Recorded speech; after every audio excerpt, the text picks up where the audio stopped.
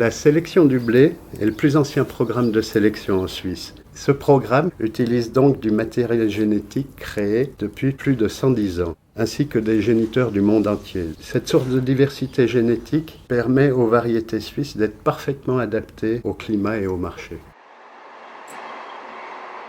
Les plantes utilisées comme femelles sont ici cultivées en pot afin de faciliter les opérations.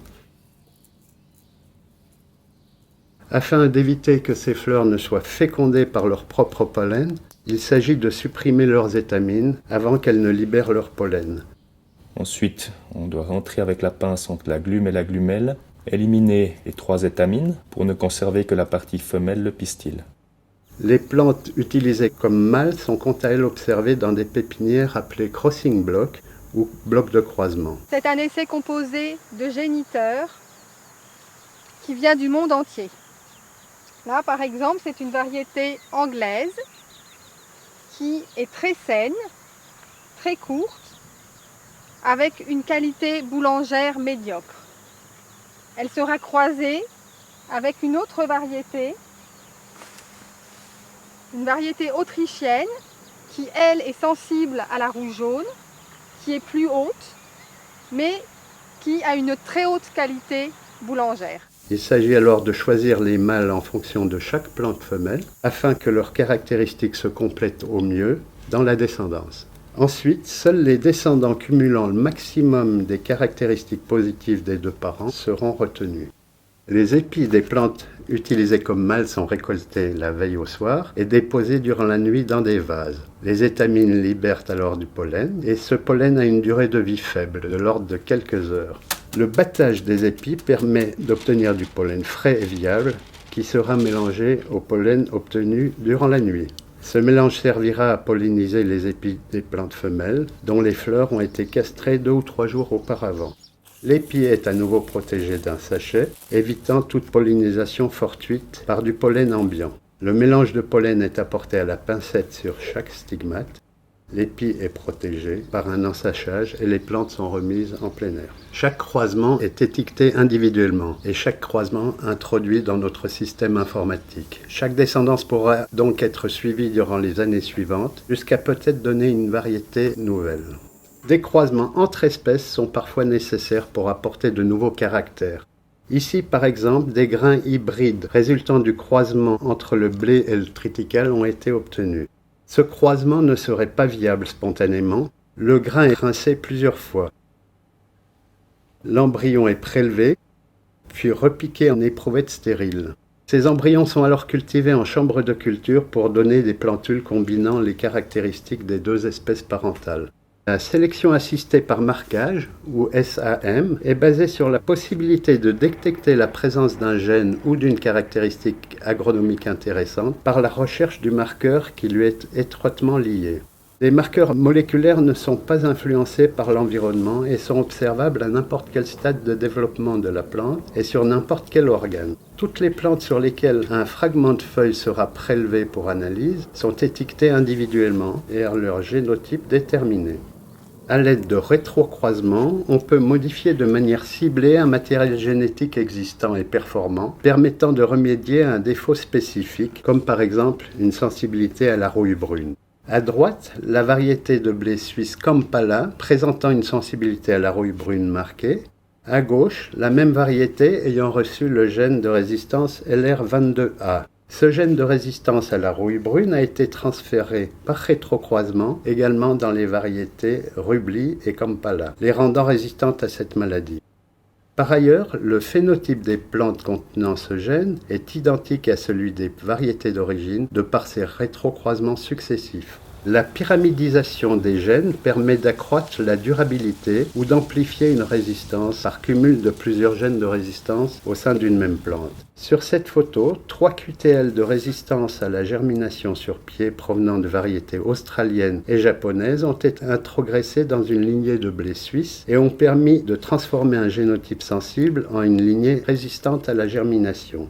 Une année après le croisement, c'est-à-dire sur la génération F1, les plantes issues de ce croisement apparaissent identiques car, pour chaque caractéristique, seul le gène dominant apporté par l'un des deux parents s'exprime. Mais dès la seconde génération, on peut observer au sein d'un même croisement une grande variabilité car chaque plante est issue d'un assemblage différent des gènes des deux parents. La descendance de chaque croisement est observée dès la troisième génération, ou génération F3, en semi-grain à grain de précision. Chaque plante, bien qu'ayant les mêmes parents, combine différemment les caractéristiques positives et négatives de ceux-ci. Seuls les individus les plus prometteurs sont marqués individuellement. Afin de faciliter la propagation des principales maladies, des parcelles de plantes particulièrement sensibles à ces maladies sont utilisées comme propagateurs, comme par exemple pour les rouilles. Pour l'oïdium, ces bandes d'infection sont elles-mêmes inoculées par des plantes malades, préalablement cultivées en serre et déposées au champ. Pour certaines autres maladies comme la septoriose ou la fusariose, l'infection peut se faire directement au champ par pulvérisation du pathogène sur les plantes. Chaque épi sélectionné dans la génération précédente donne une descendance que l'on observe en ligne individuelle.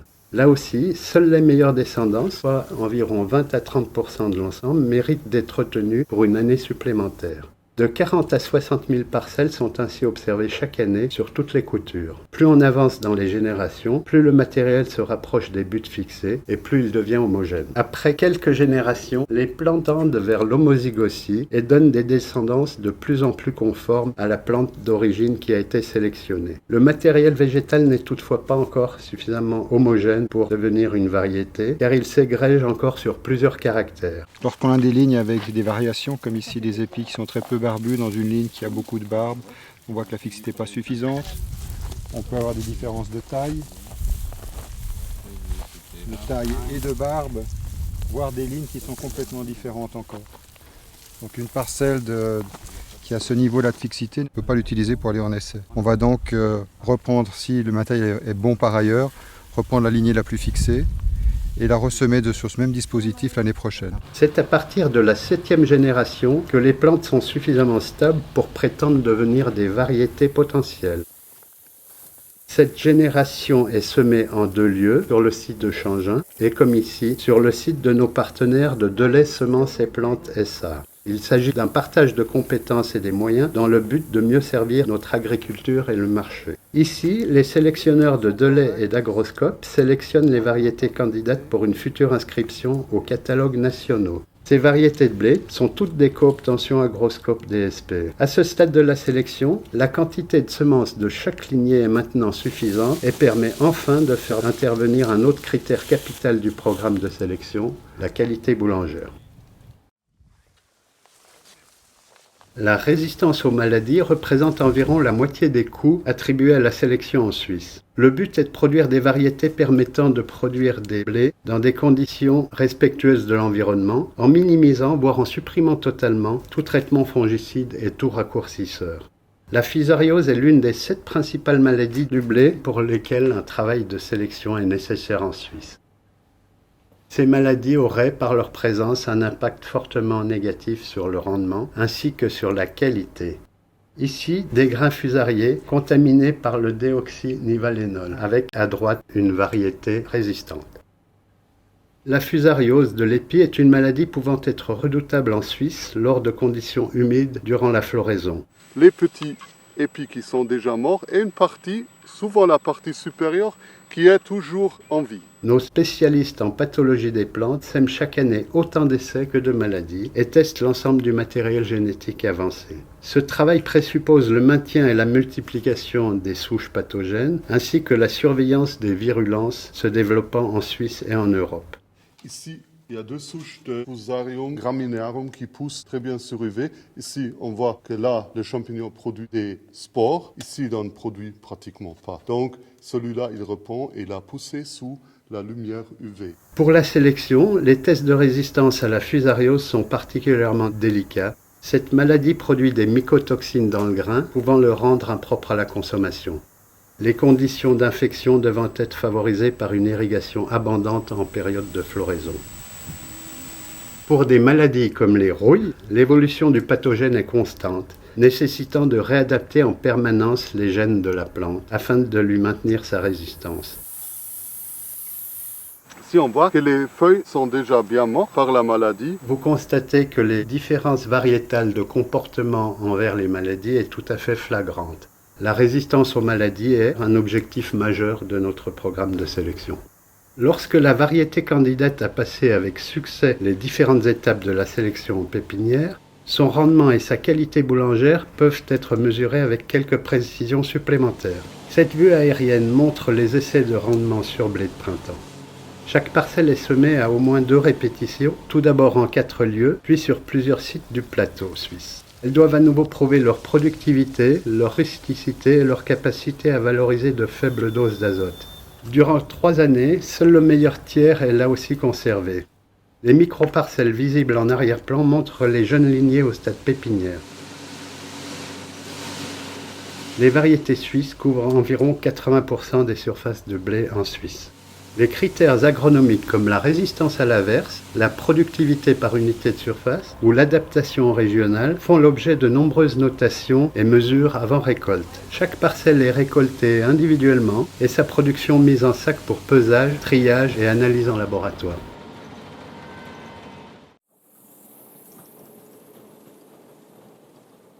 Voici la phase de mouture des grains des différentes variétés candidates. Leur qualité sera caractérisée et comparée à celle des meilleures variétés disponibles.